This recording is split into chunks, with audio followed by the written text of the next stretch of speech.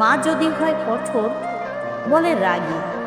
আবার মা যদি হয় একটু নরম, বলে বাচ্চাকে আদর দিয়ে দিয়ে মাথায় উঠিয়েছ।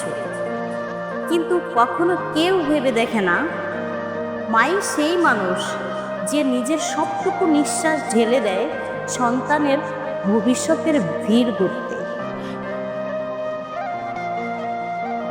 আর তারপর দিনের শেষে শুধু শোনে, তোমার সন্তান তো বাবার মতোই হয়েছে। হ্যাঁ, মা কষ্ট পায়, তবুও ভালোবাসে।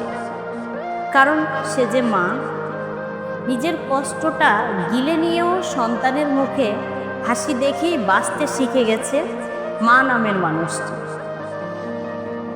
দিন শেষে তবুও তাকে শুনতে হয়, কি করেছো আমাদের জন্য।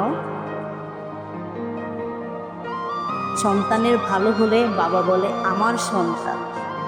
আর সন্তান যদি কোনো রকমভাবে কোনো খারাপ কাজ করে বা খারাপ হয়ে যায়, তাহলে সম্পূর্ণ দোষটা কিন্তু মায়ের ঘাড়েই চলে যায়। সবাই ভালো থাকবেন, মায়েদের যত্ন নেবেন।